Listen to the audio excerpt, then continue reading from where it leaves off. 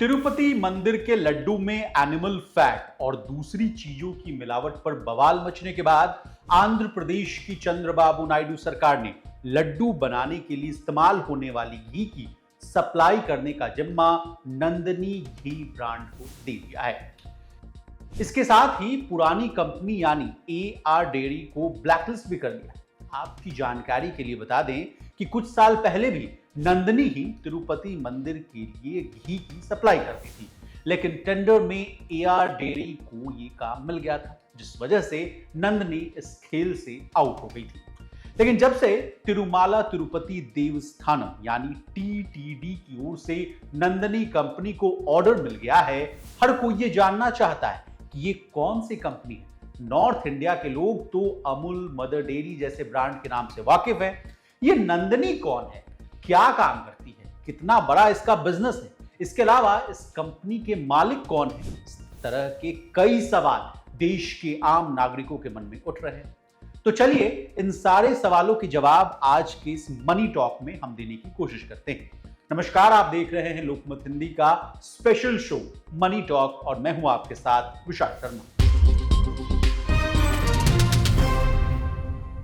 North India में जिस तरीके से अमूल या मदर डेयरी मशहूर है यानी पॉपुलर है, ठीक उसी तरह साउथ इंडिया यानी दक्षिण भारत में हर घर में नंदनी की पहचान है। नंदनी कर्नाटक का सबसे बड़ा मिल्क ब्रांड है।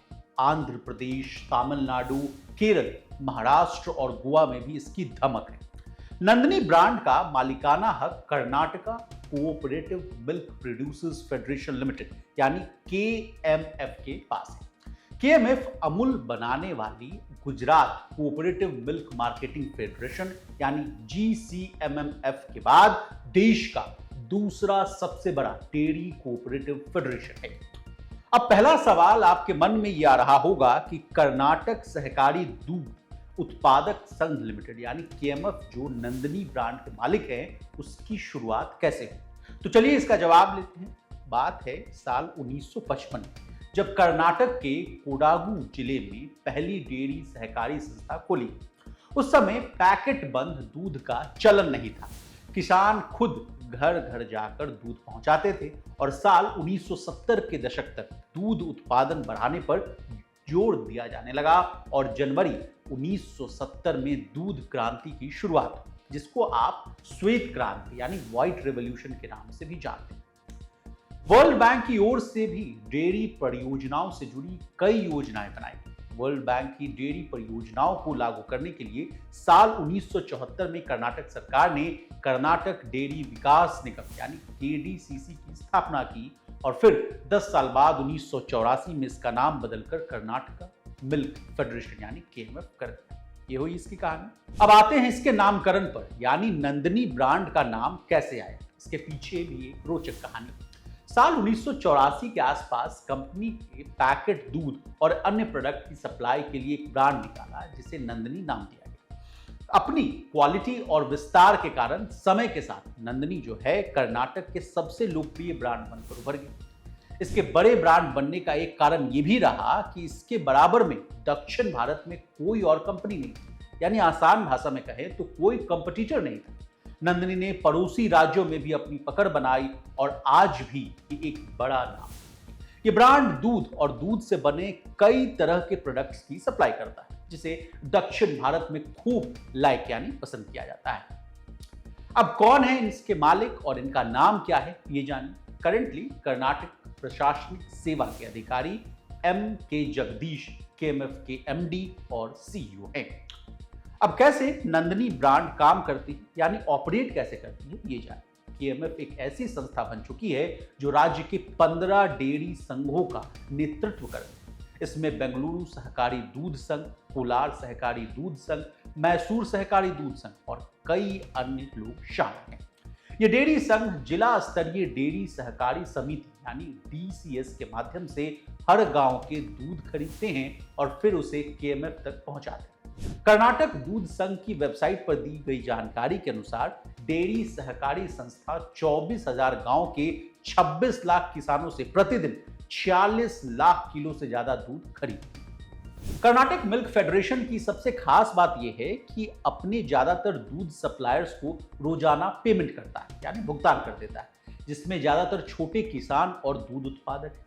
फेडरेशन के मुताबिक यहां हर दिन दूध उत्पादकों को 28 करोड़ रुपए से ज्यादा का भुगतान करता है।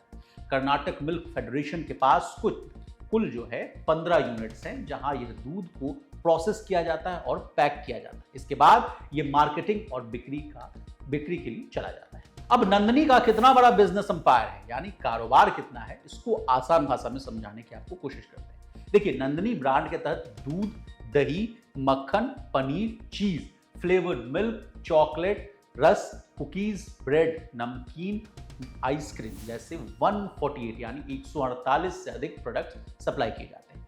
फाइनेंशियल ईयर 2022-23 के केएमएफ का कुल कारोबार अगर हम देखें तो 19,784 करोड़ रुपए का रहा है।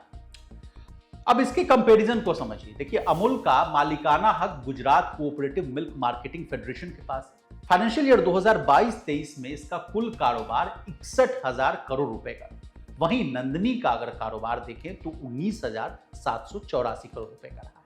अब हमने आपको अमूल वर्सेस जो नंदनी का कारोबार है उसको बता दिया, 61,000 करोड़ वर्सेस 19,784 करोड़। अब जाते जाते नंदनी और अमूल के बीच जो रिफ्ट हुआ था, यानी 36 का आंकड़ा था, वो वाली कहानी भी जान लीजिए। देखिए, अमूल और नंदनी के बीच विवाद पिछले साल अमूल के कर्नाटक में उतरने के फैसले के बाद आया था। यानी कर्नाटका में अमूल ने एंट्री की तो वहां से विवाद शुरू हो गया। जब अमूल ने यहां पर रिटेल मार्केट में उतरने का ऐलान किया तो बहुत हंगामा हुआ। कर्नाटक मिल्क फेडरेशन ने दावा किया कि दोनों सहकारी समितियों के बीच हमेशा से एक समझौता रहा है कि वे तब तक एक दूसरे के बाजार में यानी मार्केट में एंट्री नहीं लेंगे, प्रवेश नहीं करेंगे, जब तक वे अपनी अपनी मांगे पूरी करने में सक्षम नहीं हो जाते। हालांकि ये समझौता जो था वो लिखित तौर पर नहीं, यानी सिर्फ बोली में था। वहीं अमूल ने दावा किया कि कर्नाटक के कई शहरों, खासकर बेंगलुरु में दूध की मांग पूरी नहीं हो रही, इसीलिए उसने ई कॉमर्स प्लेटफॉर्म के जरिए दूध बेचने का फैसला किया, जिसके बाद अमूल यहां मार्केट में उतारने का फैसला किया और फिर विवाद ने जोर पकड़ लिया था। दक्षिण भारत के कई जिलों में अमूल के प्रोडक्ट्स का बहिष्कार भी हुआ था और तो और विवाद काफी लंबा चला। अब हमने आपको नंदनी ब्रांड के बारे में तमाम जानकारियां दे दी, इसके बिजनेस टर्नओवर के बारे में आसान भाषा में आपको समझाया। आपको हमारी ये रिपोर्ट और जानकारी कैसी लगी कमेंट करके जरूर बताइएगा। इसी तरह देश और दुनिया बिजनेस से जुड़ी तमाम ताजा तरीन खबरों के लिए बने रहिए हमारे साथ। देखते रहिए लोकमत।